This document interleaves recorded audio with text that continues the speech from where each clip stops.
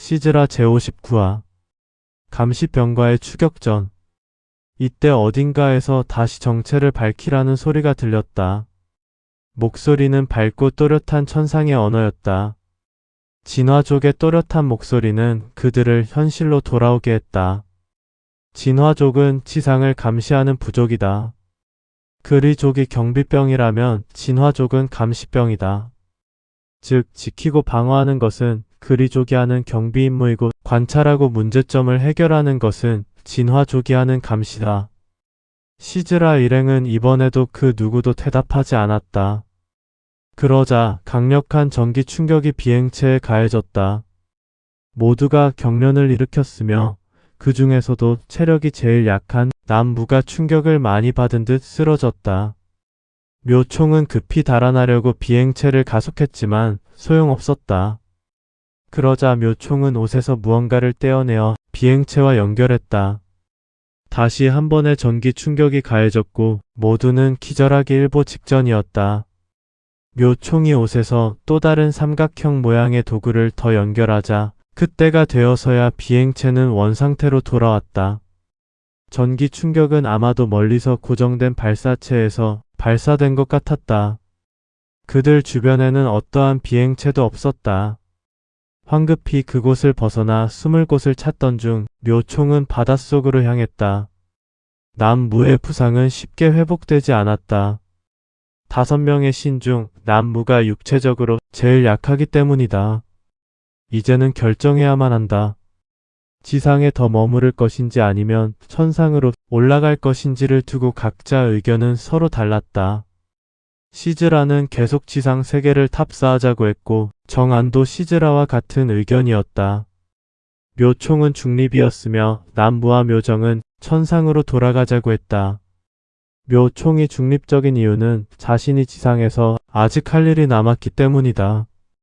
평상시라면 비행체의 충격과 남무의 상태를 고려하면 무조건 천상으로 철수하자고 하였을 것이다. 시즈라는 간청하듯 호소했다. 지상에 내려와서 아직 아무것도 얻은 것이 없다. 최소한의 시간을 들여 빨리 답사를 마치자. 남무는 더 이상 돌아가자고 고집하지 않았다. 최대한 빨리 일을 마치고 천상으로 돌아가자는 결론에 모두가 동의한 것이다.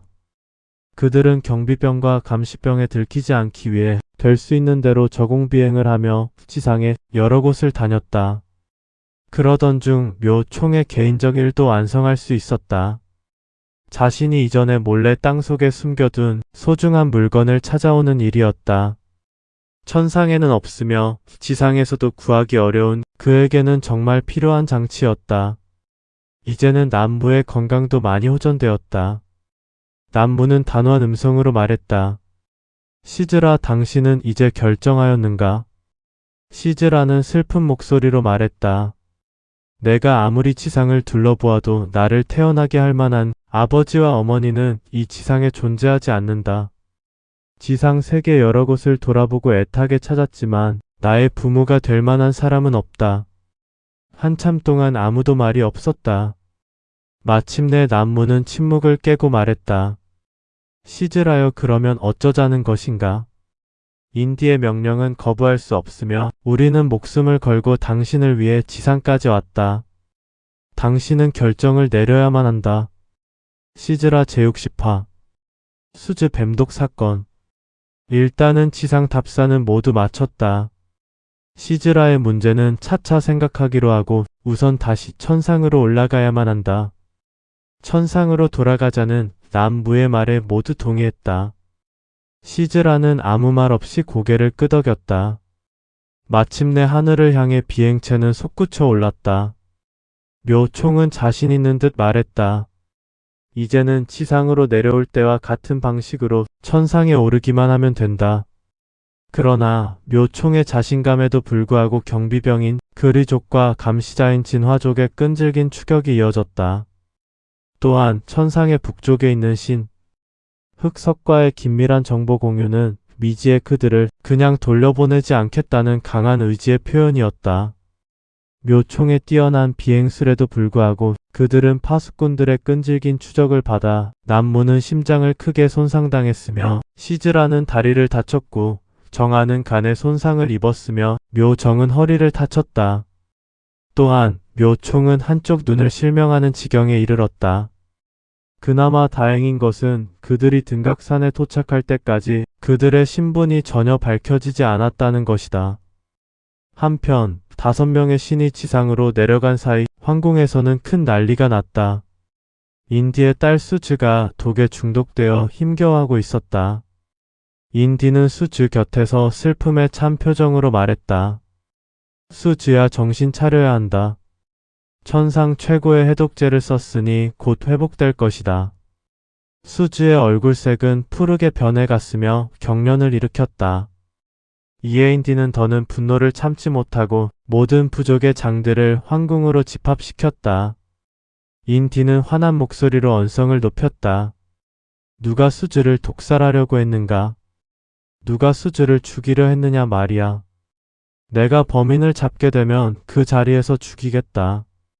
인디는 그동안 귀족들에게 쌓였던 스트레스를 한꺼번에 마음껏 풀었다. 이때 샤키 족장이 나서며 말했다. 자초지종을 잘 따져봐야 합니다. 누군가 그런 몹쓸 짓을 했다면 반드시 원인이 있을 겁니다. 그 원인을 추적할 때라고 봅니다. 진화 족장이 이때다 싶어서 나섰다.